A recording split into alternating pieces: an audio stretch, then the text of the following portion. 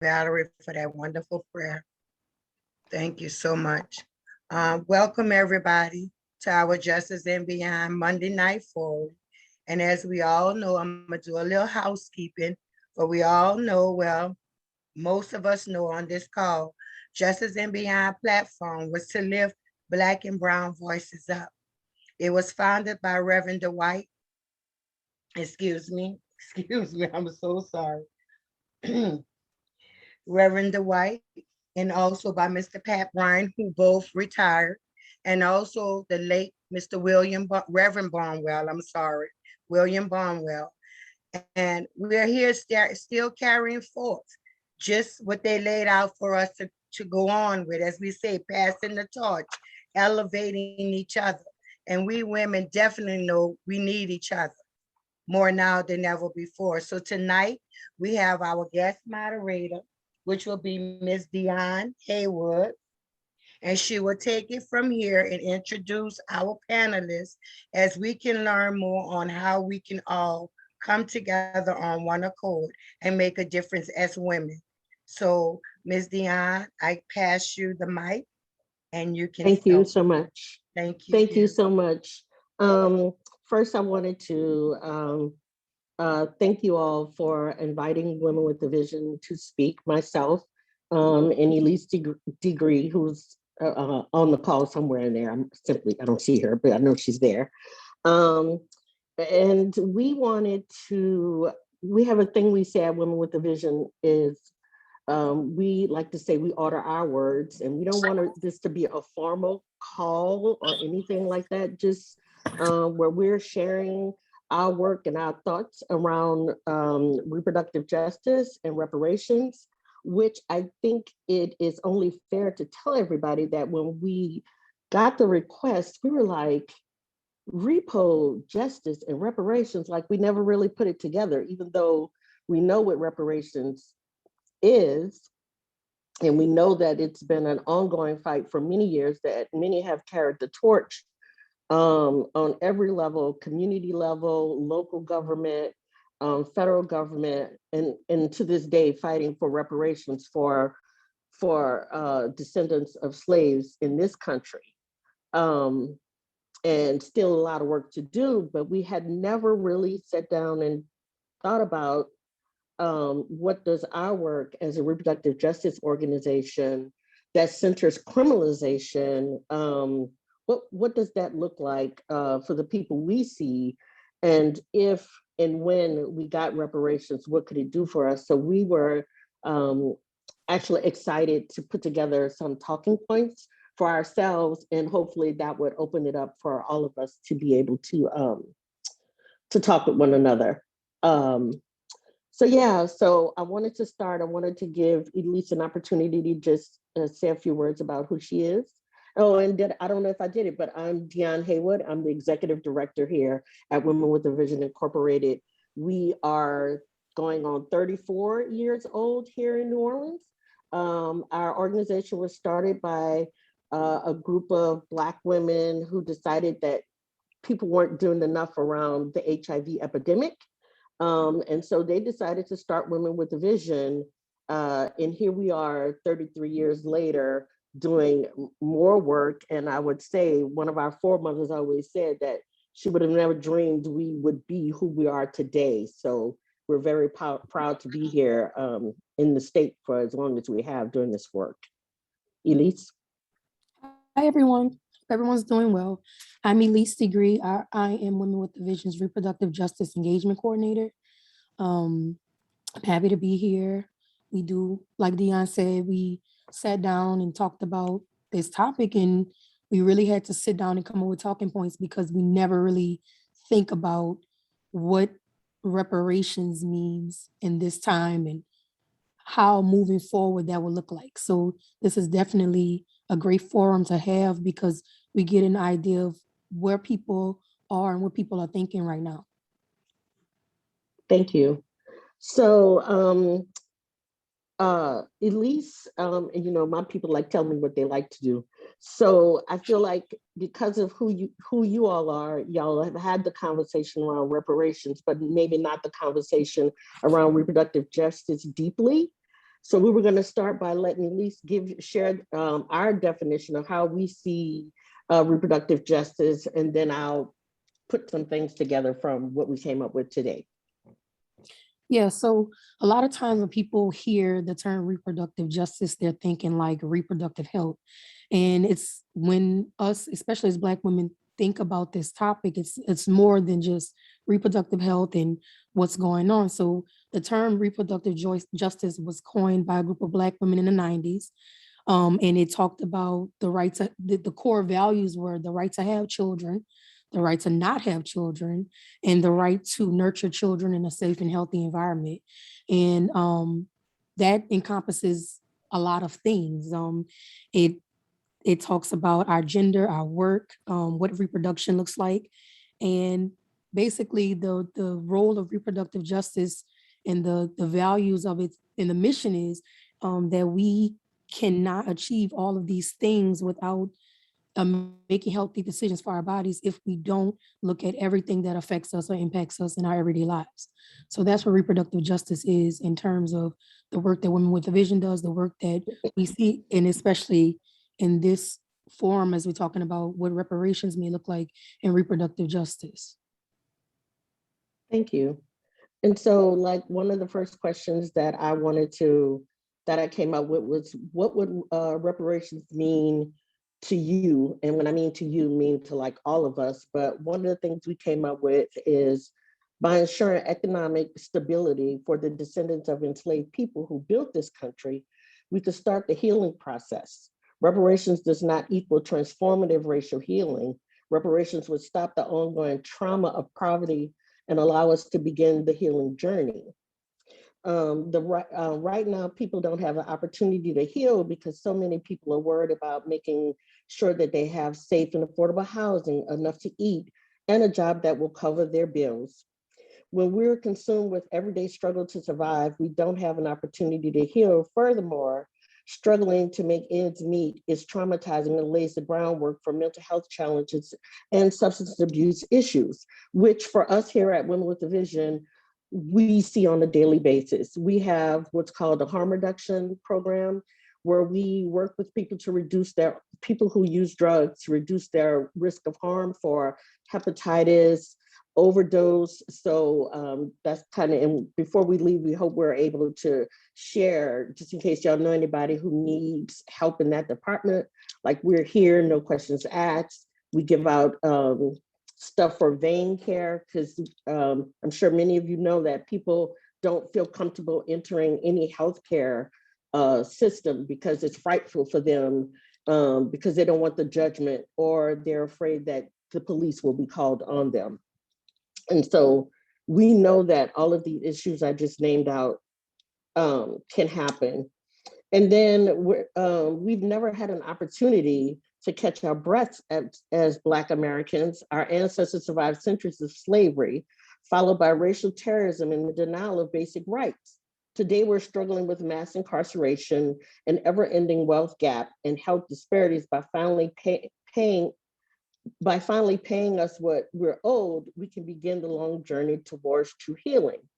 And so, in asking the question what it means, when we think about this moment, some people are only thinking about this moment. This is what we found. They only think about this moment. It's like, oh, abortion. Either yes, it's gone, or oh my God, it's gone, right? And we're saying that what reparations could look like in reproductive justice work is that I have full autonomy of my own body, and I am able to make the choices for myself.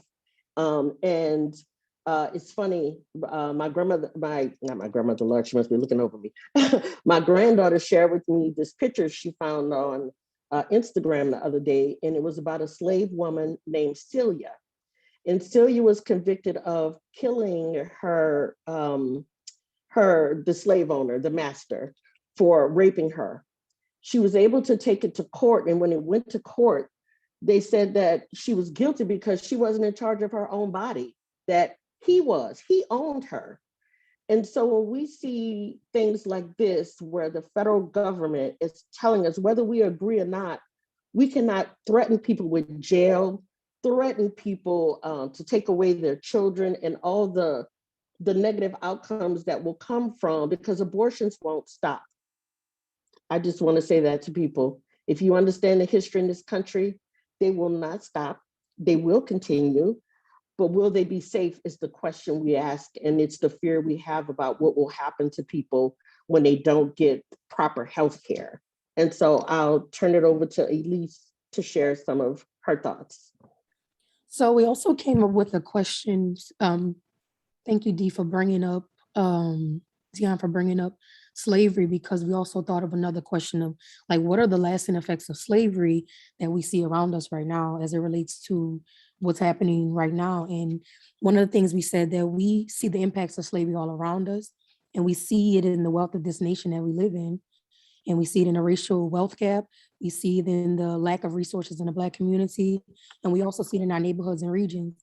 And that's one of the things that we really thought about when we talked about reparations. Like, we know that reparations cannot undo harm, but we can try to look at how can we start trying to repair that harm and moving forward, looking at present day, looking at the future, like what does that look like from a reproductive justice standpoint?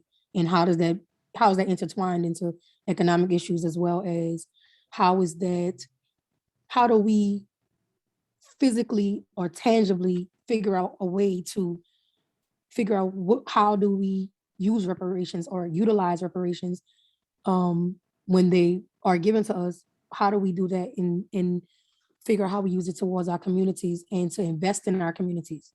So I think that's a really big thing that we did speak about. And it's just the fact that our ancestors didn't have control of their physical location, their labor, or their reproductive health. So that's all traumatizing things that we look at the moment that we're in now with the overturning Roe v. Wade, and we're back to something that says we no longer have autonomy over our own bodies and our decisions that we make as it refers to our reproductive health. And that is devastating, because we are going back to what we did in slavery times. We already deal with issues, especially as Black women and women of color, that we do not have the same amount of resources that our white counterparts have. And we also, we have a maternal mortality crisis that has been affecting our country. You know, Black women are 4 times more likely to die in childbirth as it relates to as our white counterparts. And so now we don't even have a decision to have children, how we want to have them. And that goes back to having them in safe and healthy environments, because we need the resources and we don't have them. So we feel like, looking at reparations, this can help us to move forward in a way where we can have those resources set aside and set up for our own communities, invest them into our education, invest them into family planning, into the different things that we look at on a everyday basis as Black women and women of color, that can really push us forward and not pull us behind this gap that we've been experiencing for so long, and moving us ahead. And I'll let Dion kind of go into when we talked about how reproductive justice and reparations are linked, because that's something that we spoke about. We really sat down and brainstormed, like, how are these things linked? Like, because people don't really talk about that. When they talk about reparations, they talk about restorative justice and all these other things, but people don't really look at reproductive justice, because to some that's a really new term. And to us, it's something that Black women, I know for a fact, have been fighting for years and years and years. And we look in this moment right now that we've been dealing with Roe v. Wade being overturned. And we see other people, y'all got to come out. We got to do these things. We got to do these things. When Black women have been on the front lines of this work forever. Okay, so. Okay, speak it. Okay. That's where we're at. I felt proud just now. I felt proud of my staff person just now. So I'm going to hand it over to Dion and not talk too much. No, you did beautifully. Thank you. So one of the things we talked about is, when you think about the tenets of reproductive justice, as Elise laid out, is like, it is the right to have a child, the right not to. And for those of you who live in New Orleans, I'm a native New Orleanian, born and raised. I tell people, my feet has touched one set of grandparents lived in Holly Grove, and one set of grandparents lived in the Magnolia. So I know this city well. And I currently own a home in the St. Claude neighborhood. So when I thought about reparations, I was like, wow, wouldn't it be amazing if this could happen for us? If this one prayer and all the work combined was answered, everything we see in New Orleans could be fixed. It absolutely could be fixed. Think about the investment in housing. Housing first. I know y'all may have heard that term, housing first, but housing first is safety. But we want adequate housing. We want safe housing. We've seen the Willow apartments in the East. I don't know if some of you may have seen that, but look at how those families are living with that they can push in the walls and the ceilings are hanging. That's not safe housing. And it also can't be safe mentally for the pressure that people are feeling to have to live there, right? So thinking about reparations as a way that I always think about reparations is that there's some of us in the community that will take the reins and do the right thing and invest in our community. I think it's important that direct descendants have a say so to where reparations would go. But in this moment, we talk about mental health, we talk about healthcare. Elise brought up family planning, and historically, family planning has never been a good thing for the African American community or communities of color. But mainly in the 50s, when they started with birth control and family planning, it was really harmful to Black women. We saw sterilizations, harmful contraceptives / birth control. It was just really harmful to them. So it's not something that in our community, some people don't even get a chance to even think about when or how to plan for a family. So here at Women with a Vision, since the overturning of Roe v. Wade, we have been talking about how do we help our community own the idea of taking care of yourself. And taking care of yourself is maybe taking contraceptives so you're not having an unwanted pregnancy that you may not be prepared for economically or family-wise, or it's just too overbearing for you, or you're just not ready, right? And so we've been working on how we're going to do outreach and use the modality of harm reduction. We use harm reduction for everything, but helping people come up with a plan to, if you want to be on birth control, there's a way to do that. If you don't want to take that, there's also ways to do that. So we've been trying to come up with everything, but really, when I think about reproductive justice, I think about the entirety of our community. And so when I thought about reparations, I was like, well, wouldn't this fix the problem that why reproductive justice was even started? Not just about babies, but being able to walk through your community safely, being able to have access to food, healthy food, rich food, vegetables, and fruit, so that our communities are healthy. Parenting classes, we have done a lot of work with formerly incarcerated women and women on the inside. And people are always shocked when we tell them that the one thing they ask us about, can you please help me with parenting? When I get out, I have to get my kids back, right? And so how do we remove that trauma? And we just saw that reparations could be the answer to all of our problems. I don't think there's a quick fix, but it would surely make things better than they are now because our communities are truly struggling. I think I want to stop there just in case somebody wanted to ask questions, but I also wanted to, it wouldn't be true of Women with a Vision if we did not say that these attacks that we're seeing on trans people and gender nonconforming people and women, this is it's not a surprise, right?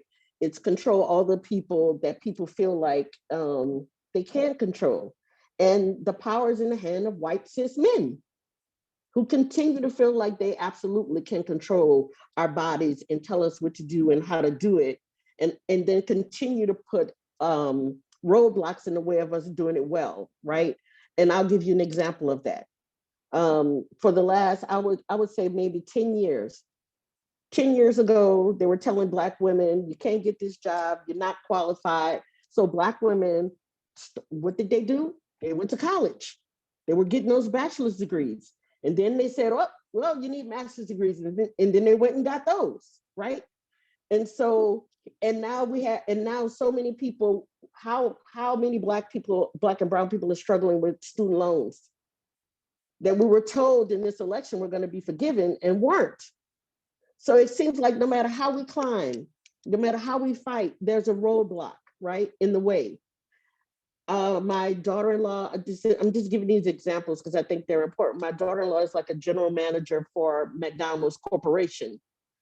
And so she manages like quite a few of them. And she comes home all the time talking about how sad she feels when she wants to make somebody full-time, when she wants to be it male or female, whoever, but maybe up their pay to do more time, but they fear losing Section 8, they fear losing SNAP. It's not, and some people will say, well, they just want to stay on the system. It's not that they want to stay on the system. Economically, it is hard out here with rent being what it is. And that's why we always bring up the issue of housing. And then after Ida, we lost so much housing across the region, right? And so for us, we just think that reparations could definitely begin the healing of what we all dream of happening in our community. I see it as an opportunity to dream for, happiness and joy, and parents who don't feel so stressed that they can't parent, and that they can pay attention. I don't think it's that people don't want to. Sometimes I think people don't know how. But if there was reparations, think about what kind of community centers that we could set up. Right. That you can really work in community with people around it. Just like people tell us what they want, that there was really a system in place for people to get the help and resources that they need. And so I'm going to stop there. I'm going to jump in with D. Oh, go ahead. I'm sorry. So just to kind of wrap up what Dion was saying about with healing, with reparations bringing healing. I know one of the points we came up with, we was like, when people are forced to have children that they're not ready to raise, and they lack education and jobs, and they are constantly perpetuating poverty, like, and having to pull themselves in the bootstraps of this economy that's constantly pulling them down, it's just constantly pulling us back. And we think reparations could create, we said, economic stability in our communities, plus funding and education, housing and infrastructure, like Dion said. And we was talking to one of our youth organizers, and she was telling us that, as a college student, we should be able to have access to free education, whereas we were denied that right, and that could be a form of reparations as well. And as well as involving ourselves in giving ourselves political power in arenas that we weren't before. That's a form of trying to involve ourselves in reparations, because we have to be involved politically in order to even get to a point where we can say, okay, we want this for our community. We have to keep pushing to get there so that we can vote and be in a position where we weren't years ago, and be able to do that. So definitely reparations would be a form of healing.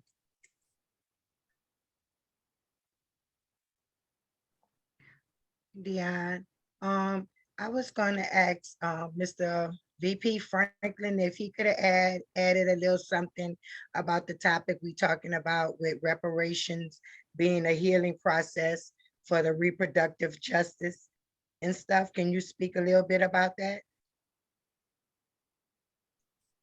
Oh, You yes, said, yes, oh, okay. yes, I'm here, and reparations for Black public safety and health is really very important, and with and since these issues and problems and health problems are readily available, and there are groups and institutions that would want to assist and help to help to improve the situation, by providing funding for different organizations and groups that are willing to be held accountable for attempting to rectify these situations.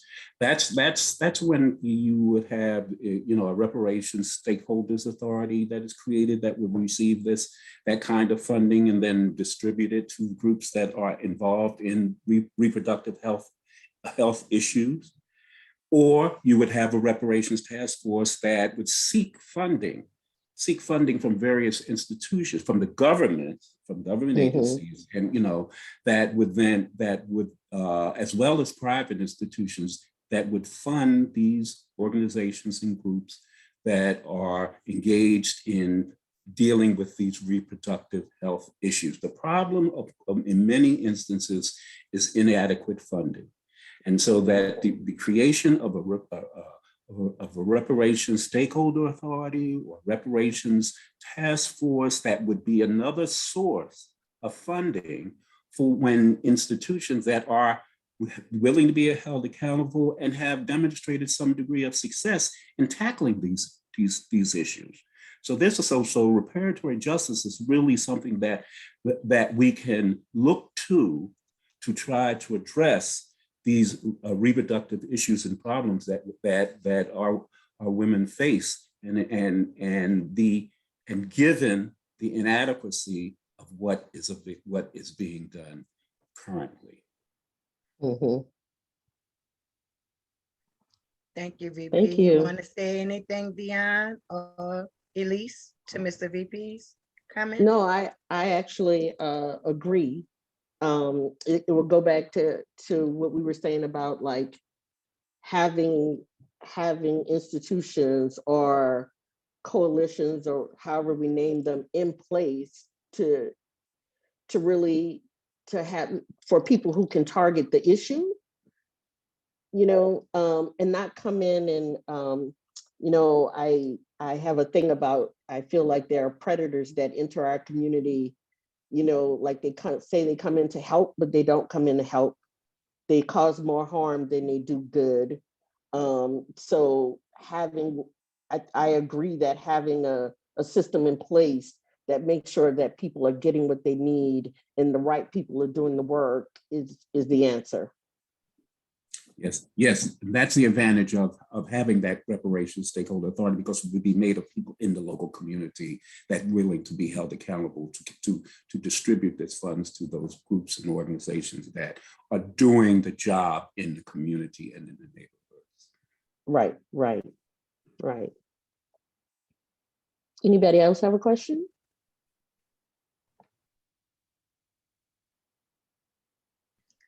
Yes, good evening, everybody. I'm listening. It's a lot like the grass end without getting personal, because I am a Black African American queen that the good Lord had blessed you all with. But nevertheless, I'm writing down my notes and everything, and you all make some good strong points. But I'm speaking locally, right in Louisiana. I'm not speaking in Mississippi, Alabama, Texas, Georgia, nothing like that. That's right here in Louisiana. I know for a fact that Louisiana is getting a lot of funding, finance, specifically for this pandemic. We're getting a lot of money, all right? So it's time for that, especially in New Orleans, because New Orleans is a high percentage of low income and Black African Americans. We know that. So what are we going to do as organization, as community leaders, making the ones who are in authority with the finance, with the government, the local government, the organization, the churches, the communities, the different organizations, accountable of not spending that money in a proper place? We already know certain things. We already know about the housing. We know about the transportation, the insurance, the food, the education, the cost of living, the safety. We know those things. And like you said, it started with the housing. When someone knows that they can go to a home, a affordable home that is safe and equipped, that they don't have to worry about that. That's least worries from them. So we should have money for Black African Americans, specifically hardworking African Americans. Just like any other race. You go to the Asian, you go to the Chinese, they have money for that. They could be they tax free. If they start a business, they tax free. So why we can't have the same thing? That's what I'm saying. Right. So I'm glad y'all point all this out, but at the same time, I've been Black for 53 years. I haven't seen nothing yet. Well, yeah, I'm cheating my age, but thank God for stopping 56. But on a serious side, though, we need to know, which we do, know the problem, the issue. Now we need to be chopping at the solution and making the person or the people or the group in authority position responsible, accountable of the actions. Absolutely. Absolutely. Yeah. You want to say something, Lisa? No, I was going to disagree with Ms. Valerie. Like, we do have to hold the people that we vote for accountable. And that's part of, especially when we talk about work that we do at Remote Division, we have canvassers that go out and talk about the issues, this issue we're talking about right now. And holding people accountable is not just, voting for them. We have to get people involved, whether it's the young people, it's the older people in our communities, that we have to really get together, because in order for people to know what's going on, because a lot of them will just throw it under the rug and not really hold their lawmakers accountable. If that means writing letters, if that means going to town hall meetings and making a call. Making the calls. Forums like these that we're on right now are really important, because it's getting the word out. A lot of people couldn't even tell you what reparations are and what does that mean. And the things you're saying. A lot of people can't tell you reproductive justice is. Reproductive justice. And Mr. Franklin had a good point about a task force. Like, they have all kinds of, these people go down for any other little thing. I can see right now, energy has been taxing people all types of money as it relates to this energy with the light bills. And I've seen groups get together. We're going to stop energy. We're going to do this. We're going to do that. We could do the same thing when it comes to reparations or holding our people accountable, because a lot of people look at it, if the issue doesn't affect us, then, oh, well, so we have to we can't look at stuff like that, especially as Black people and and women of color, people of color. We have the people that we call our allies. We have to hold them accountable too. If you're our ally, or will you stand up for us when it comes down to whatever? Because this system was created for you and not us. What does that look like? Will y'all stand up for us? Will you come down to the meetings? Will you hold people accountable? And I think that has a lot to do with it too. And that on different levels. So I agree, Ms. Valerie. And I've been Black woman 30 years. and I agree. Listen, I think it's important. One of the things we talked about in this moment is, be it like donors, funders, whatever you want to call them, like most of us live in silos of our work, right? Or our beliefs, or if we volunteer, if we give our time, money, either way, we all do it in a silo because we believe in this thing over here, right? We're passionate about this thing. I believe in this country right now, we're getting to a point where we might as well go ahead and make a list and work together. Like some people feel like, you got to like me, or you got to like everything that we do at Women with Division. No, you don't. No, you don't. And I don't have to, but can we have respect for one another? Can we have respect for people who are doing this work and want change? Because even like we're talking about reproductive justice and reparations, but Roe kind of just cast this huge cloud over everything.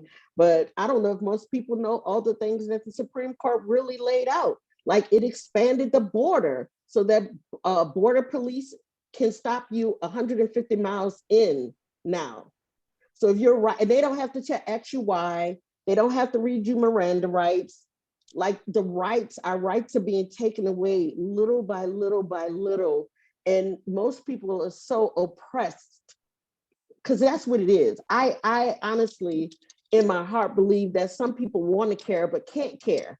Mhm. I can't care because I'm surviving. I can't care because I don't know how to function. I can't care because I work 2 and 3 jobs, so I'm not home with my teenage children and I don't know what they're doing all the time. But I'm trying, because I'm trying to keep a roof over their head or food in their mouth. And that's been the long story. And I apologize that Julia Davis, our youth organizer, wasn't here, because her big thing is engaging young people in voting, right? And I tell people all this time, I understand how hard it is to walk and push that button behind that curtain, because we feel like we're not getting what we're not getting what the young people say, Elise. It What ain't the giving fuck? what it was supposed to It give. ain't giving what it's supposed to give. And it's true. Like I started doing this work when I was 19. Well, I'm 54. And yes, we've seen beautiful things happen. And I'm one of those people that I really have to focus on the positive things that I do see, that young people, the fact that the federal government and state governments across this country want to like erase history so that white children don't have to hear those sad things about the history of this country, yet Black and brown children live it every day. Yeah. Right? They live it every day. Absolutely, at some point, Justice and Beyond, Women with a Vision, birthmark doulas, all of us will have to at some point be on some kind of sharing page based on what they're doing us. Mhm. And a friend of mine, one of my mentors, Dr. Mary Frances Berry, she would always say to me, like, it's not just about getting people to vote. It's not just about getting people out to vote. It's about, we'll go back to what Ms. Valerie is saying. No, I don't want you to just go vote for so-and-so because you're familiar with his name. I want you to have your foot on his neck. That part. I don't mean I get riled up, y'all. I'm sorry. But, it really means like the government's foot is on our neck every day, whether you make a good income or not. You are suffering in some way from people who we voted in, who making decisions for us in our community. I don't know about y'all, but my mortgage went up. My homeowner's insurance went up. That's a hardship. Right. That's a hardship. So it's like, no matter what we do, and I hate to use that, I want to say this right. I want us to try to stop aspiring to have what they have. And when I say what they have, the long-term goals that, like, we need to be more like them. No, we need to build off of who we are and see our strengths for what they are, along with the allies that believe what we believe. That's what we have to do.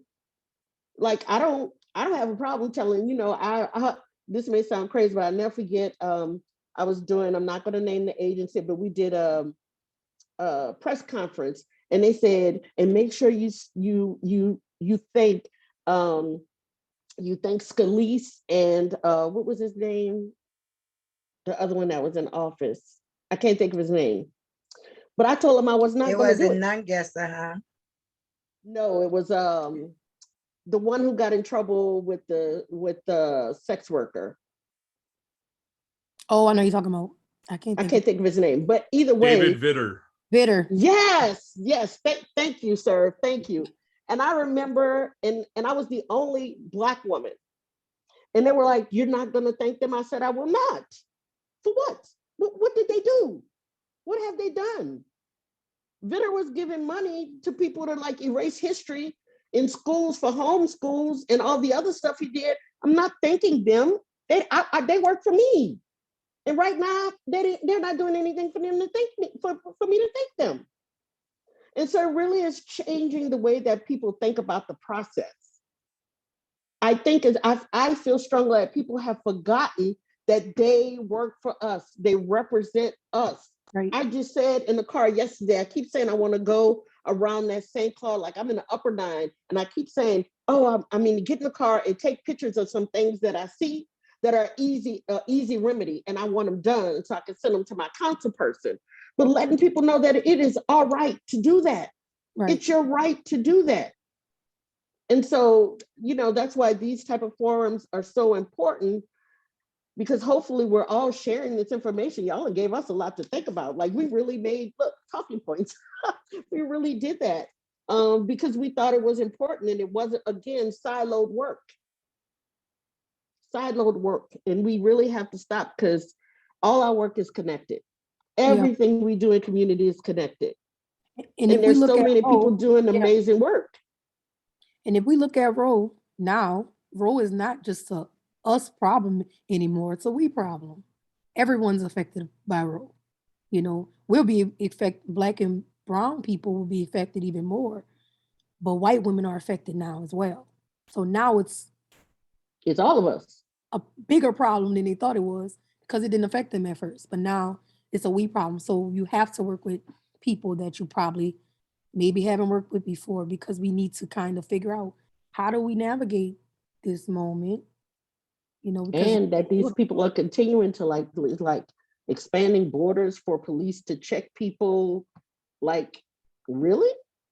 And what's next? If you're a person, yeah, and our right to privacy, and this time I find that, the government is pretty bold, because, it used to be one group of people that now it's going to affect certain people differently, but they don't care. They're like, I'm coming for everybody. Right. And we need to let everybody know that that's what's happening. Even the law that they just passed, that if you have, how if somebody's in jail and they have an appeal and it will go to the Supreme Court. Yep, they said no more. They're not looking at, even if you have proof that you're innocent, they're not looking at it anymore. Like, what are we doing? We're moving backwards. Yeah. And that's what we have to stop. Like, my mother, who is one of the founders of this organization, myself, like, my granddaughter will grow up, my grandchildren will have less rights than I do, and many of us on this call. They will grow up like that. There is no reason for it to be that way. Right. Absolutely should not. We should be growing and thriving, and we're not doing that, and it's getting worse. And so when I think about why we fight for reproductive justice, look like I'm gonna have to figure out why I should be fighting for reparations as well. Right.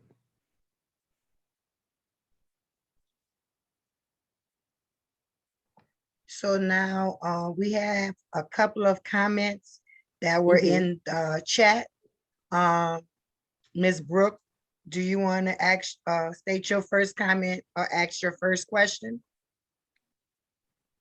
Well, my battery, of course, is just dying here, but I'm sorry, my voice. I just wanted to say that I fought for these things in the 60s when it was a problem for Blacks, whites, browns, everybody. We were all fighting for this, and we fought hard and long, and we finally got it, And so I too, like you, Dion, I'm watching my daughter be put in the same position that I was, when I was in my teens and 20s. And there they are, stuck in part because of the fact that we need to get the word out to young people that the vote really does matter. Right. Yes. Yes. And they've got to start protecting our rights again, just as we had to, or I can only speak for myself, but just as I fought for those in my teens and 20s and 30s. Right. They've got to get out and get to the vote.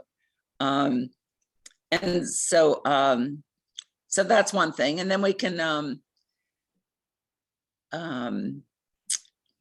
don't know, there's so many things to say about this. I do wonder, it's like the infrastructure bill. I worry that we're spending that same money over and over and over and over again. Yes. It's not really there, Yes. Right. So yes. I think we have to be really focused on what the most important things are and how we can make sure that those things get to the top of the list, and then juggle everything so that we get the most out of reparations.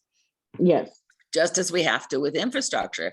It will be no good to have reparations if we don't have a country in which bridges work and things like that too.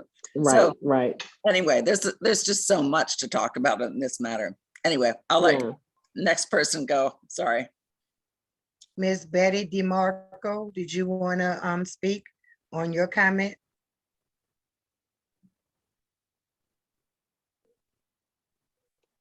Yeah, hold on one second. Yeah, I'm just trying to get my video back on. Hold on. Okay. This has been such an interesting conversation. I really appreciate Elise and Dion, who I heard speak a couple of weeks ago at another Zoom meeting, to relate this all back to reparations and the inequities that we have. And I've been working with trying to get more money to youth, especially, but youth and families. And we need to, everything is being pushed back down to the state. That's why we're seeing all this Supreme Court stuff happening. Everything is states' rights as far as this Supreme Court is concerned. We need to be paying attention to what is happening in this state and our city. We have a few city council people who are listening to the voices of all of us. And so there is money, guys. The city of New Orleans collects $200 million a year for tourism taxes from hotels. 150 million of that money goes back into tourism. The convention center, promoting the city of New Orleans to have tourists here. We can't, and the Superdome, we can't keep allowing them to spend that $150 million when we're not going to have a city left for anybody to come to because of the way we treat people. So thank you. This has been a wonderful discussion and really brought to mind more stuff that white women have to start saying and doing in this community. I don't know whether I have a question or not, and I'm sorry I don't, but I'm just really impressed with Dion and Elise and everyone on this call, VP, of course. Thank you so much. Thank you so guys. much. Thank you, Thank Miss you. Betty. Thank Miss you. Amy, you had a comment. Do you want to speak now?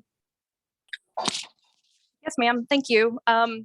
So I was when I was hearing reparations and reproductive justice, my thought was that like we need to go back to the special burden that Black women had in slavery about forced pregnancies and children being sold away from families. It's a like when we talk about generational wealth, like it seems like even to that, to that extreme is there's an absence of generational wealth in labor, in love, in community, by that familial disruption.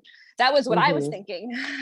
Right. But as a white woman, I'm in Ruston, Louisiana. I'm trying really hard to work with lots of organizations to kind of get the northeastern parishes involved in activism, in voting and things like that. So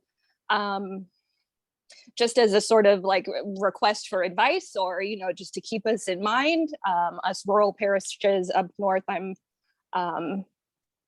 if you have any advice or tips or any information you can send my way, keep me on your email list. I'm just, if you want to reach out to us, we have we're on Instagram, Facebook, awesome. Or you can call our office. But we have an integrated voter engagement program, and we are building out. Ms. Valerie, you was right. This Monday is turning out okay. You're right. Because we were just making a plan saying we would like to get to know people in other parts of the state, and we don't mind jumping in a car. We do not mind coming. So if you want us to come and talk with you or set up like a town hall, we're willing to do it. Just contact, don't contact me because I'm the ED. I will lose it. But if you contact Elise, she will get with Jamie, our office manager, and we can plan a trip to see you. Yeah, that would be great. I really appreciate that. One of the things we want to, it's one of the things that we were actually planning to hit, of course, Baton Rouge, Lafayette, and Shreveport because people requested that. But just let us know where you are and we'll set the date and we'll come to visit. I appreciate it. Thank you very much. I'll be in touch. Thank you. You're welcome. Yes, yes. And I didn't, who is this? Miss Bethany? Do you care to say anything, Miss Bethany? You know I want to talk.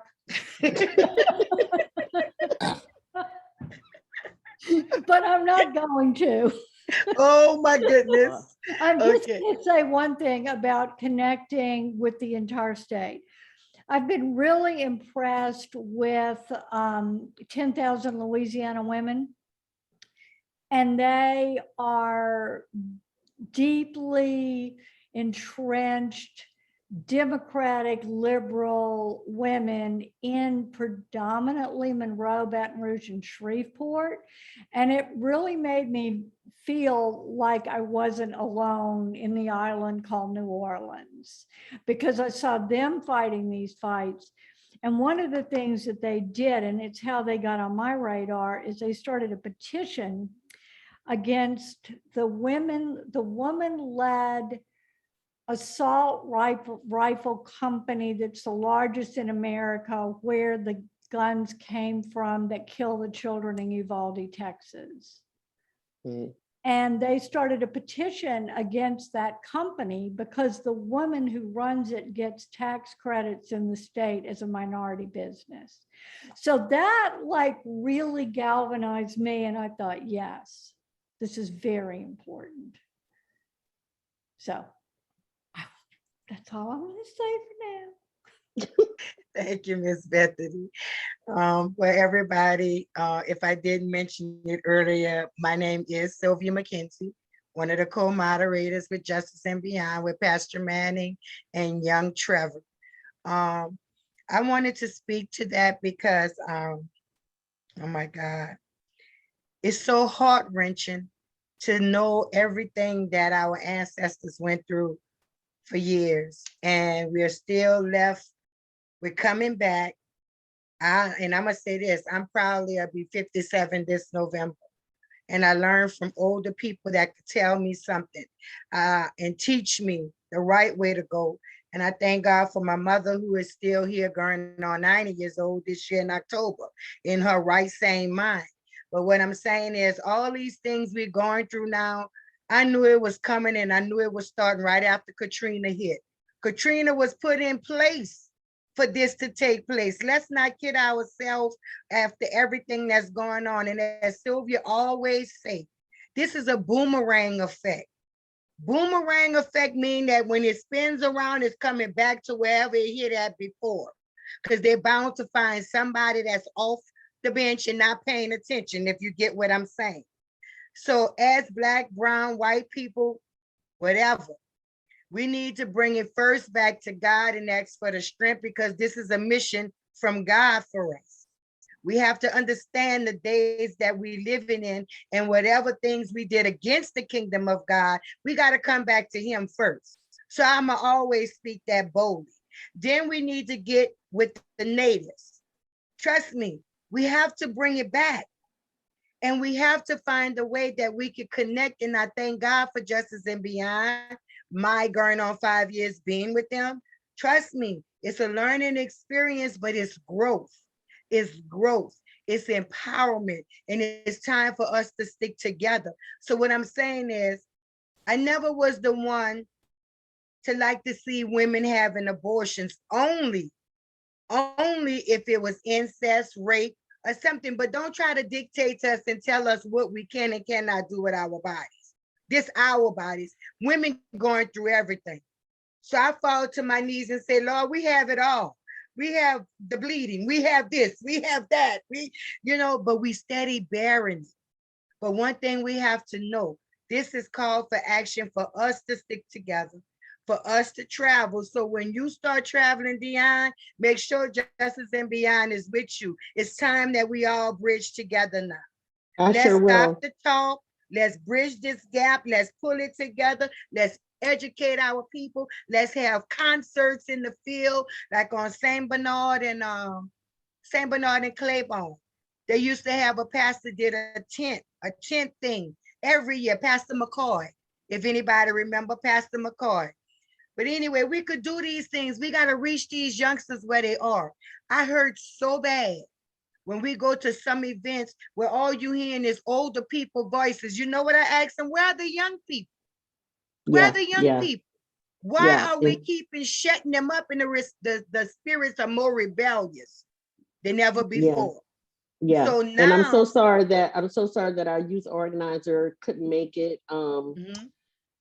She's 18, and she gets it. She gets it. Because we have a Young Women with a Visions program here. I was reading it. I was reading and your website. As a matter of fact, you know, I try to step in and be in the room with them often because I learned so much from them. Amen. Because I'm 54. So that means I've seen a lot, heard a lot, been through a lot, walked a lot, talked a lot. But when it comes from young people, I agree with you that we have to give them the space, and they have to, what I think the girls that come here feel is that they own this space.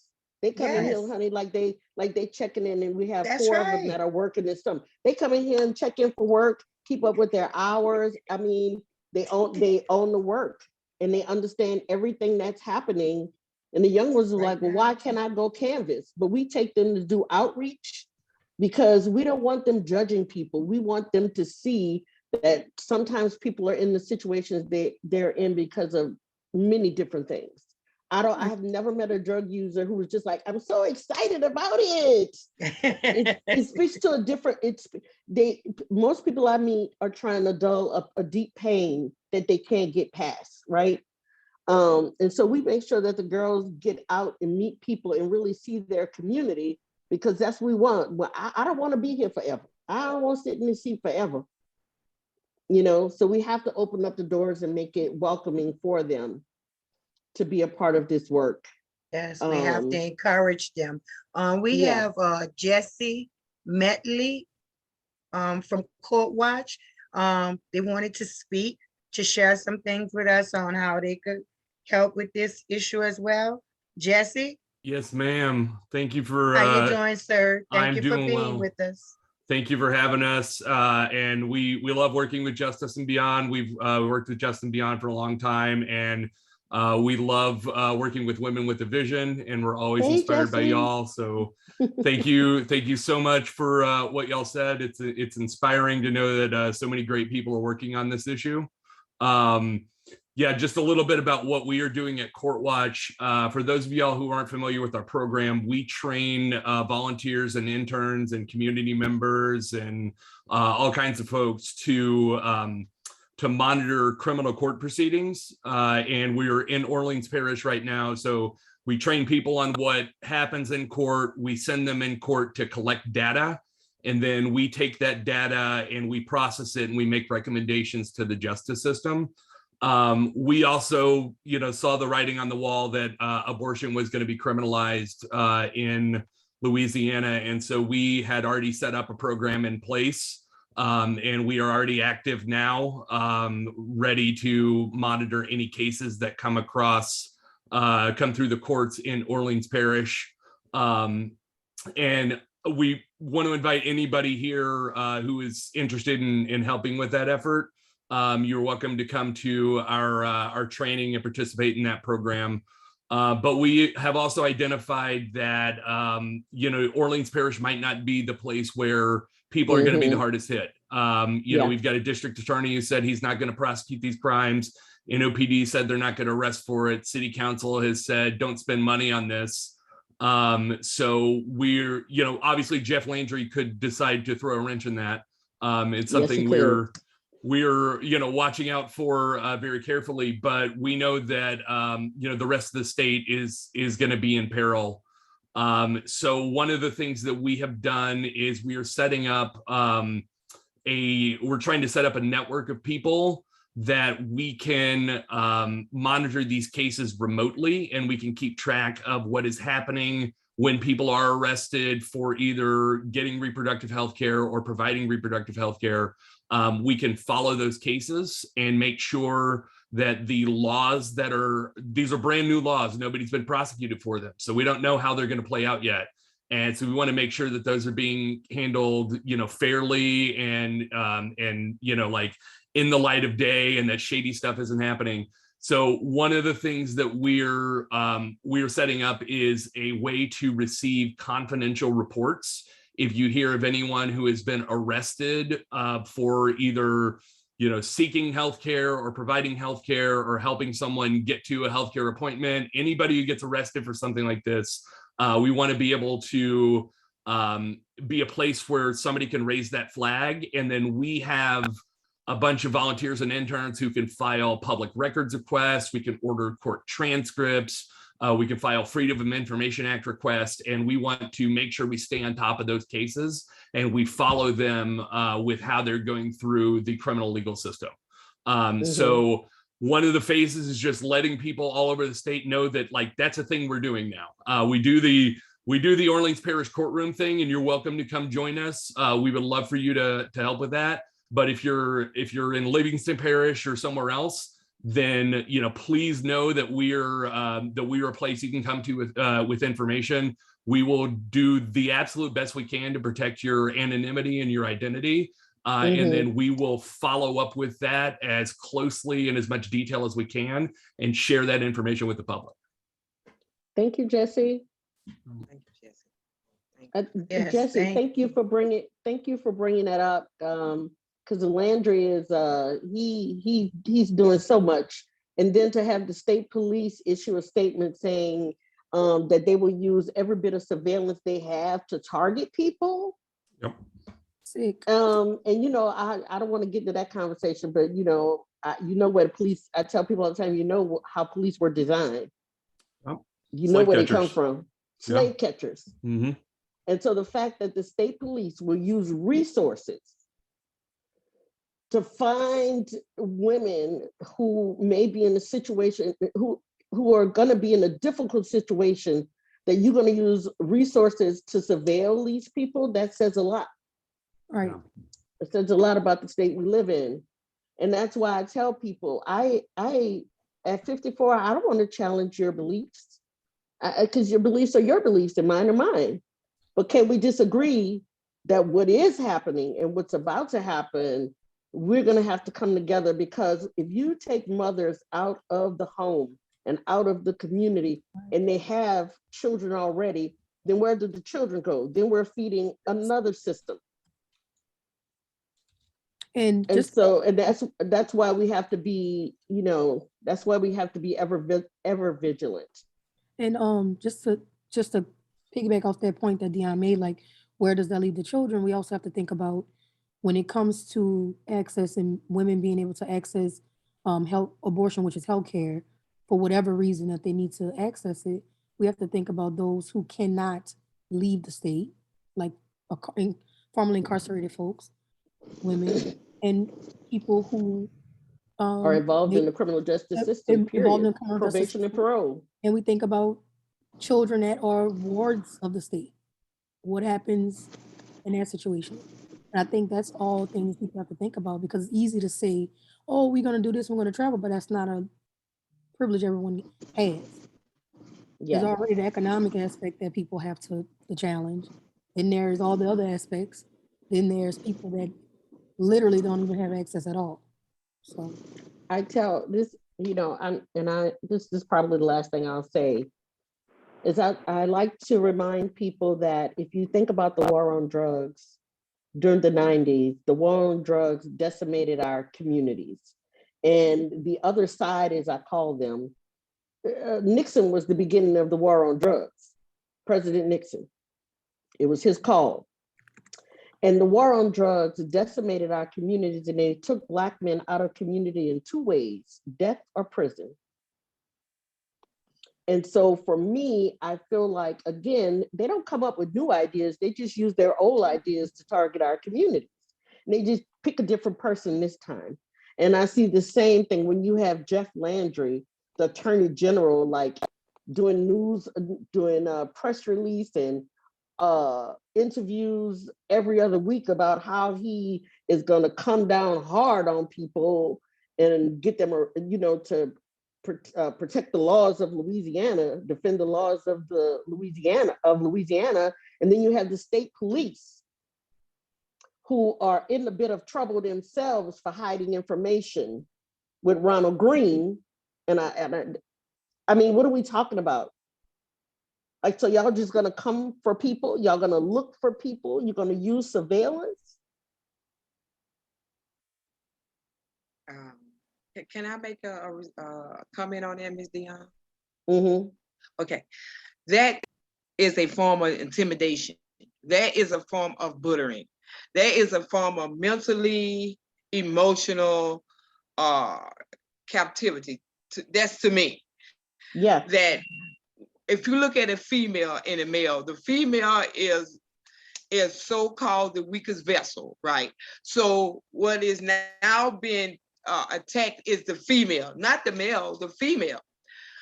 Specifically the Black female being attacked because of our I want to say because of our race, because of our position in the community, in the United States, in the world, period. Because we are looked at as beneath, whatever you call it, beneath. Yeah. And then when they attacked us, just think about everyone that you know of in their mentally mind, emotions, scared of the police. Then you go out there by yourself, the Black race scared of the police. Who they attacking? They're attacking the Black males. Yeah. Then who we look up to? We look up to the Black males. So if we don't have our Black brothers taking care of us, besides the good Lord taking care of us all, guess what? We thinking that we by ourselves. We get emotional, we get mentally. So that's why it's a good time for us females, all race, to join together. We do it intelligently, we do it boldly, and making everyone responsible. That's it. Yeah. And I do thank God for Jesse for standing up in the courts and speaking up for us and putting it out there for everyone to know. Because most people that do things scheming, deceitful, lying, backbiting, I can't go on, but I think y'all get the drift. That they want things to be done in the dark. They don't want things to be exposed. You don't want things to be exposed. But when we do it legally and boldly, you can't help but to be exposed, because you know that we're not by ourselves and we are productive. God bless us to be productive, but he didn't bless us to be stamped on, raped.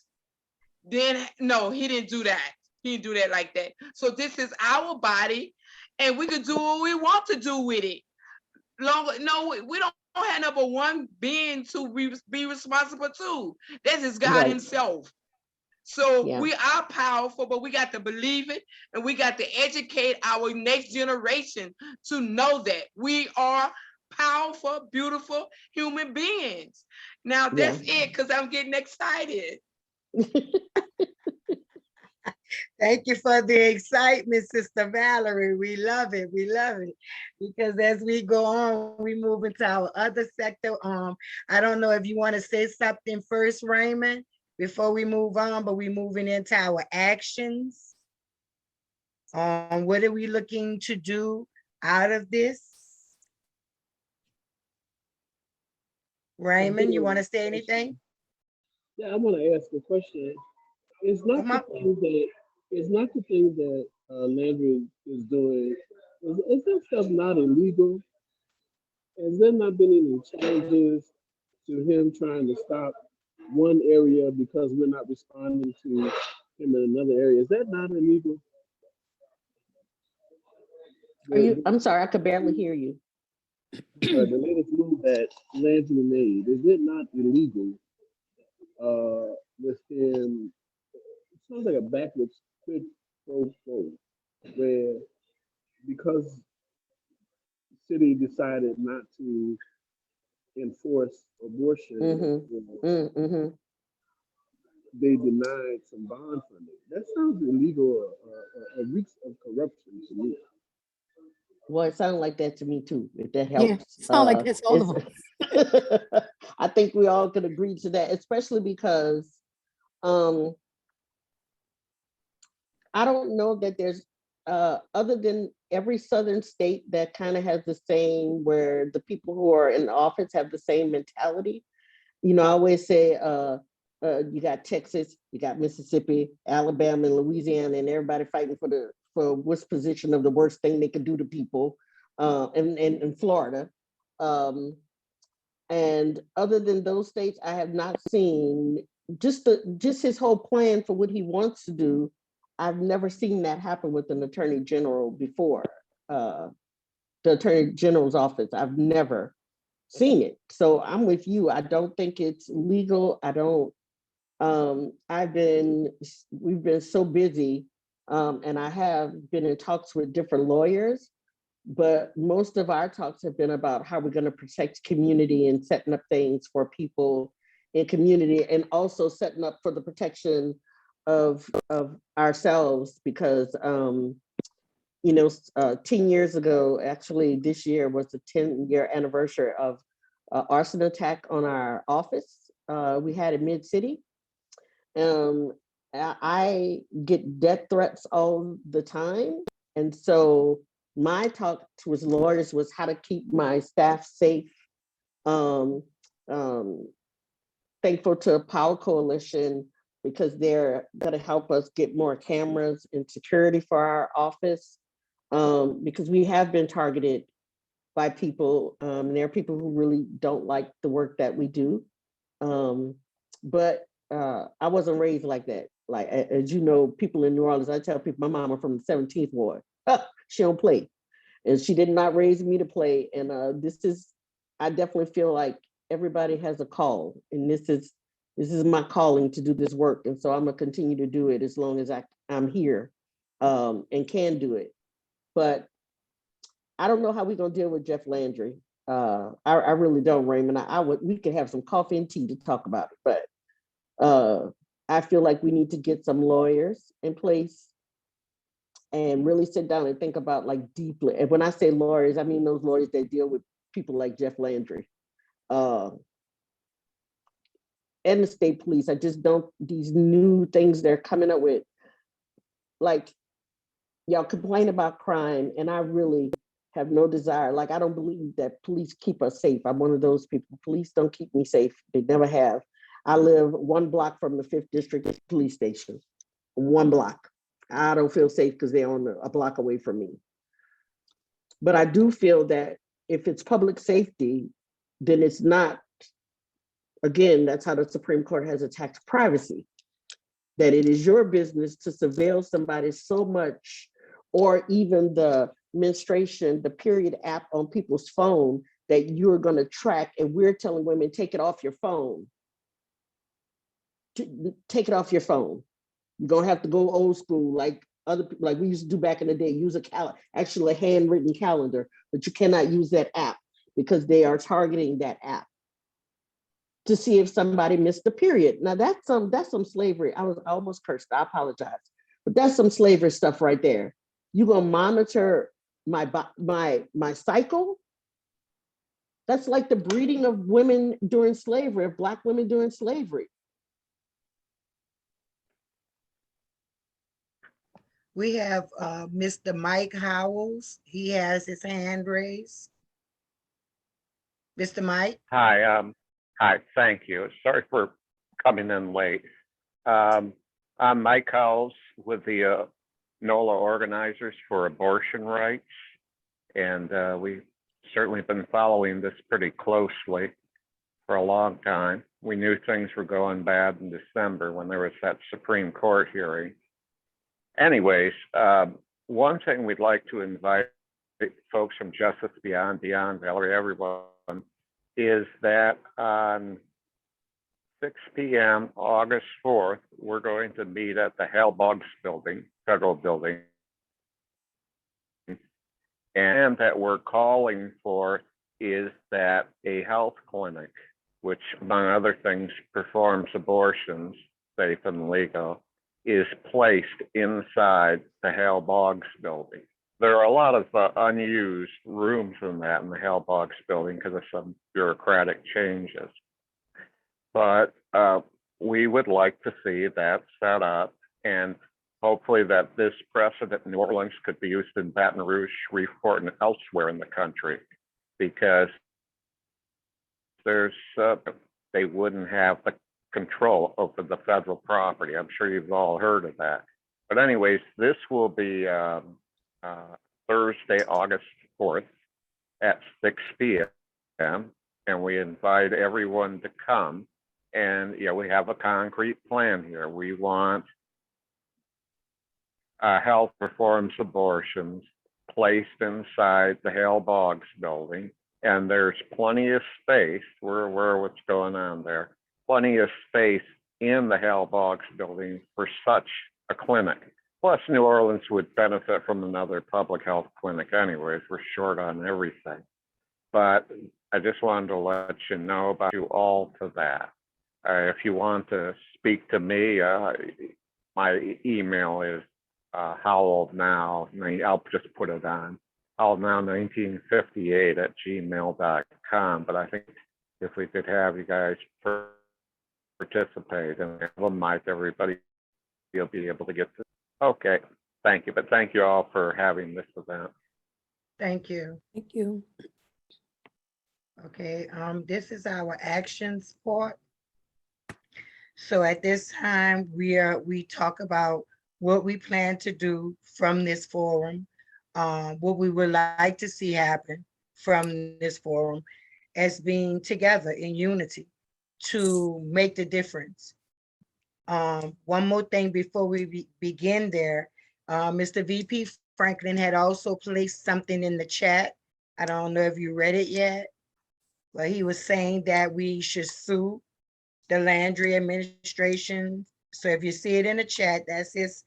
And that is the topic of the thing. If we sue our local government and state and let them go after the government too, but we're involved, the federal government, we really have to hold everybody accountable. We know this here. But as we see a lot of them, they're up there now. Look at Jason Williams, like Raymond put in the chat as well. What could he do? He in federal court right now. We don't even much know who's running the DA since he's out right now. Do anyone here know who's running it? So who do we have defending us? God and ourselves. So I'm open to hear what we could do from here, what type of actions we looking to bring from this forum. Moving forward. I'm going to plan to be at the Hale Boggs building on August 3rd at 6 p.m. The 4th, August 4th, sorry. Yes. At 6 o'clock. And I think that should be something that we spread the information about that, because that is a strategy and an action that to protect, that's a federal building where it's federal space where a clinic could be set up. So I think that's something that Justice and Beyond should spread the information about. Amen. Show up on August 4th at 6 p.m. That sounds like something that can be done. We should really all be involved. And thank you, Mr. VP. That would be. Let me ask one question though, before you go on, Dion. Mr. Mike, can you make sure that Ms. Brooke have all the information that we need for this, please, so we can start pushing this out? We'll really appreciate that. Okay, I'm going to leave the time and information on the chat site, so you have basic stuff. Okay. Thank you so much. Thank you. You can continue, Dion. Thank you. No, I was just going to say, because a lot of questions we get from people is like from the feds would Biden, that is like an excellent idea to do it in the Boggs building, because the state can't say anything about that. Jeff Landry can't touch that. Right. Surely can't. Yeah. And I think we should try to get young people out, because I tell people I am a reader and have studied the civil rights movement, just as a person who loves to read and loves to read history. But if there is not a time that we've been through this time, we're going to have to borrow some of those tenets that they used in the civil rights movement in terms of organizing.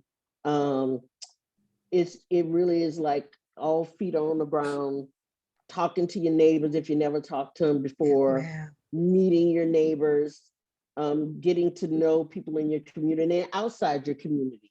That's right.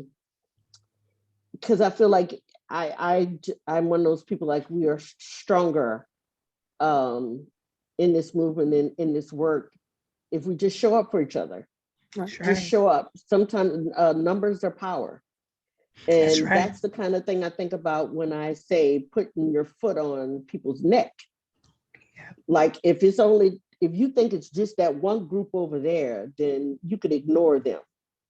But you cannot ignore if 5 groups showed up in a bunch of groups, or we signed our name to a petition, and then you see our name. I think that's an excellent idea. Yes. And different types of groups too, because it's not just one type of group like a reproductive justice group. You have other types of group, like we have church groups and other people coming to these type of events. They're like, okay, isn't just the same old people coming out here, and you have a bigger impact on what is going on. And also, as far as action, I know Amy talked about just reaching out to other places in Louisiana and just kind of collaborating amongst one another with different events or things like That's what I'm talking about. Yes. That way people can kind of get the word out and know what's going on. I know Exactly. like inclusive Louisiana. Yeah. I don't know if they had the event or they have. I would have to look. Yeah, it was just past Saturday. You're talking about with the air monitors, learning about the air. Yeah, because that's what I'm pushing for here with us in New Orleans. Because every time you turn around, so many women are popping up with cancer, you know, and they want to take everything from us. You understand what I'm saying? So I understand. dealing with the reproductive system, you know what I'm saying? I'm a 2-time breast cancer survivor. I absolutely understand. Yes. So like what I'm saying is, one thing we do know as Black people, Black and brown people, if you have a cookout, our people coming. If you have some supplies to give away, our people coming. So those are the things we need to do. This is the time that we could really hit education-wise, as far as school supplies, calling them out, having a cookout. It don't take much to go buy some bags of chicken and burgers. We give something by you, or call Pastor Man and give something by Broadmoor Community Church, which is right in the middle, or Joe Brown. We got to hit them at every point. Right. So let's think about that as we going forward. I love what I've seen on your website. Miss Brooke has her hand up. I don't want to hold her up because we're almost out of time, and I really appreciate y'all. I do. Miss Brooke? Yeah, I just wanted to add that right now is a key time to approach young women, especially about the vote, to get them out to vote, because unless they really can't see the writing on the wall, you know, not only will many other liberties go, but this is one they should be fighting for sure. Yeah, so, and we can do voter registration. Yeah. We do voter registration as well. So we can talk to people and sign them up. It's actually getting them to seriously get to the polls, because I think probably many are already registered. It's whether they feel that it's really important. And we've got a big election on the 22nd of November. Yeah, we've already started. Our canvassers have already started getting out, calling people. And they're calling all our canvassers too. They're not just they call the state, not just here. They do the entire state. Bossier City. Do y'all have things on your cars that y'all are riding around with, like banners, something, magnets that you could place on your cars to get this word out also? You know what? I surely do not. I don't either. And that's something we should look at, because that speaks volume. Power Coalition can also help us with that because I'm Oh, a part yeah, of Power Coalition as well. So me let's do too. what we do, ladies, please. We have action, action, action in our heart and in our minds. So on our minds, correction. But let's do what we do. We don't have time to waste. When we was doing the environmental work up there with Rise St. James, Concerned Hmm. Citizens, which we still do, we had the environmental justice mobile, and it's beautiful. And when Miss Renata returned back to her home in Germany, she donated it to a young boy from St. John Parish. Okay, and it's still getting the word out. But guess what? It speaks volume. So let's see what we need to do strategically. I really want VP to tell us about St. Anna's that's coming up. Get us keyed up for that, VP. You're on mute. Yes, this Saturday at 4 o'clock, the Victims of Violence Memorial will be installed at St. Anna's Church, which is at 1313 Esplanade Avenue, 4 o'clock Saturday, July 30th. You all are welcome. The memorial will contain the names of the victims of violence in New Orleans between 2007 and 2020, I think. I think it goes up to 2020. And so that if you know someone who, a family member or someone who has a family member or something who was victim of gun violence in particular, but various other forms of violence, you want to alert them to see if their family member is listed in this memorial to the victims. It'll be dedicated on Saturday, and it's open to anyone who wants it. But it's really important for people to determine whether or not a member of their family is listed in this memorial. So that's Saturday at 4 o'clock, 1313 Esplanade Avenue, St. Anna's Episcopal Church. Wear white. Thank you. Wear white. Okay. Thank you, Ms. Brooke, and thank you, VP. Ms. Lane, you want to ask a question? Announcement? I wanted to throw something out, and I don't know whether this might be considered disrespectful or inappropriate, but when you talk about people who are victims of violence, people who are victims of injustice, the first thing that comes to mind, especially in this conversation, is the people who will soon and who have been victims of the racism in our health system, very much so in I believe, if I may be misremembering the article that I saw, several articles about the state of education, medical education at LSU.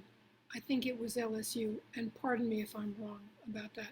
In terms of the poll that was taken by young medical students there, and their beliefs about that Black women do not feel pain the same way, that you're familiar, I know, Dion, with all of those. Yes, yes. With all of those statistics. So I'm sorry, let me get to the point. So I'm asking, I wonder, do you think it would be effective, well, it would be effective. Would it be appropriate, or would it be disrespectful to come to St. Anne's on Saturday as a stand-in for those victims, and the victims of particularly also the victims of the recent Supreme Court ruling, the victims, the women who will be killed, because they are because of the chilling effect of the state police's recent announcements, and so they don't feel safe going to get help because of the fact that even Black and brown, but it's going to affect Black women of color much more than it will white women. It will. It always does. The women who have a miscarriage and whose doctors are not going to feel that they can, they have to, prove everything out. And you don't have that time when you have a miscarriage and you have to have a DNC. I'm sorry to be getting so graphic, but it is graphic. It's all graphic. It's all about blood and pregnancy and babies and medical care, and it's very personal. So I'm wondering, and I'd really like to get somebody's reaction to this. What would it be appropriate to wear? I mean, a sign or to make a sign to carry that we're there, or some of us are there to stand in for those victims. Oh, I think maybe we I can do two different yeah, events. I think Because I think it'll overshadow, not necessarily overshadow one, but I think the point that you're making is an important one. But I feel like it's something that can be an education piece for another event. That way it can be, because gun violence, and I understand what Mr. Franklin is saying, like gun violence and things like that, that is a very huge issue, just as the other issues that we're facing. But we don't want to, it's two separate issues they both need attention, but they both need to be in an appropriate time, and I think this time and is we don't mind planning. We could plan yeah, but another I day. think We that's don't mind definitely being learning planning. experience for people. Yeah. It might make Yeah. it more real. I hear you, and I think I agree with you that it muddies two important issues. It's very complex. Yeah, but I think I really want to recommend that we consider incorporating that into another demonstration or Yeah. another event. For example, perhaps like the one at the Hale Boggs building. Yeah. Mm-hmm. Yes. Mm-hmm. That's Yes, perfect. yes. Yes. Yeah, Yeah, that I would think be that would be good. I think that would be an appropriate venue, to complement. Yeah, the racism in the health system. I think that those of us that are interested in reparations for Black public health and public safety, these are, that issue, the issue of the disproportionate and disproportionate results from interactions with the health system on the part of African Americans and people of color, and is a major issue that can be addressed by a reparatory justice program. Mm-hmm. And if this event on August 4th is dealing with disasters, health problems and conditions that result from the failures of the health system, I think that emphasizing that Black women of colors have been the most victimized, and so therefore, if a clinic is going to be opened in that building, it will address some of the problems and stuff that these women of color have faced, and so it's a reason to be supportive of that protest activity. Amen. Yes. I We agree. have Reverend Gilmore would like to ask a question, then we're going to close. So if there's any announcements after she speaks, that'll be the time to give your announcements. Thank you. Yes, thank you, Sylvia, and good afternoon, group. I mostly have a statement. Right now, I'm beginning to feel it because I lost my son to murder in April of 2010 on my husband and my grandson's birthday. And the only sign I could see is who murdered my child. Who murdered my child? Right now, I'm a little bit rubbed and massaged. I mean, it's not you all. It's just something that Satan had my son taken away. When the devil can't get to you, he take your children, your family members and things. So yes, I got to pray very hard not to explode, if I attend. If I don't attend, I'll be in prayer. I would like to see this, but it's personal to me. Very personal, the way they killed my son down the block here. So y'all just keep me in prayer. That's all I can say. I'm glad to know about the event. I may tell another family member that could handle that, because that was one of my children. I love all my children so dearly. That was my baby boy. And he was the type of boy, he would do anything to help anybody. And he would even come and take my food out the house to go give them who didn't have and everything. That's the kind of, he was a giving child, doing child. And they just shot my son cold blood, him and his friend. They shot the friend first, and I guess my son saw it and was going to help his friend. That's the way I associate it. But we don't know who killed neither one of them. The police got cameras and films and everything, and they can't figure out nothing. And every now and then when it comes to me, I call them and say, have y'all found him or is he dead? Now I'm going to let it rest. Peace to everybody and peace to myself too. Thank you. Amen. Thank you. We're going to keep you lifted up in prayer, Reverend Gilmore, as we do everyone, And I because hope we your need son each other. is in the memorial. It has been recognized. Your son's death is recognized in this memorial. Yes, sir. Calvinton Wallace. Calvinton Otis Michael Wallace. 2010. Okay. Send it to him, put it in the chat, Reverend Gilmore. And if you want to send it directly to VP, you can. Okay. And Sister Valerie Jefferson also have an announcement. Valerie. Well, I put it in the chat. Okay. Yeah, I put it in the chat. New Orleans RTA that's gonna have their public meeting tomorrow on Zoom. You can join the Zoom meeting at www.norta.com.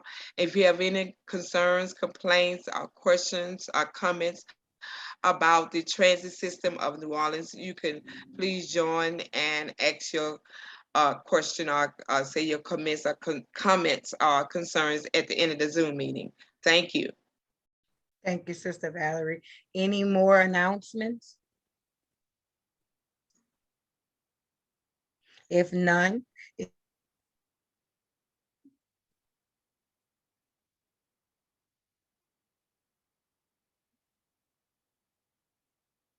have taken your busy schedules, join with us. But as we know, it's power in numbers. I'm asking you, and also we at Justice and Beyond are asking if you love to become pillars with us at Justice and Beyond.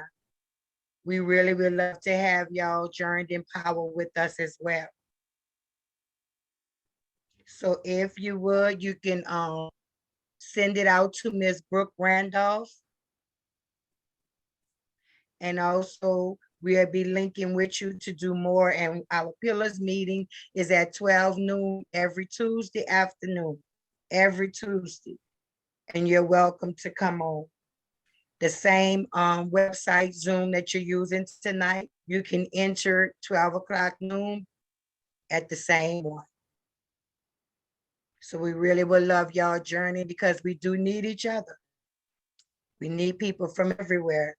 And we need to also try to see, I'm gonna try to pull up some of our Asian people and see too what we can do. We have to. Sister Valerie, you had your hand raised again. Okay, just I know we about to close and everything, but I just want to reach out to Dion and Elsie. Was this Elise? I'm sorry, just forgive me. I'm mixed up with Chicago, Mississippi, and Louisiana. I'm sorry. But anyway, please let us know if you are gonna do the suggestion or the comment, the very concern that Miss Lane present to us tonight.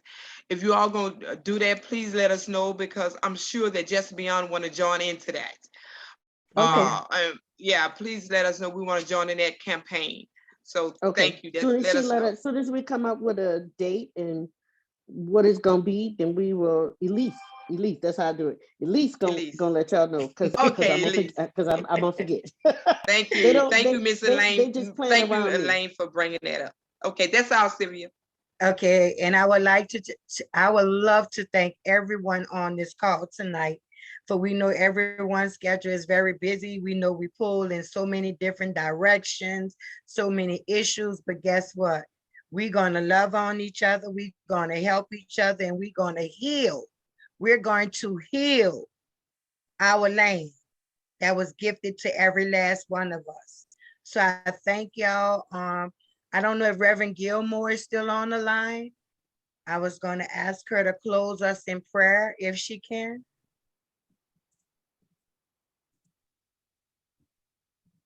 Has she dropped off?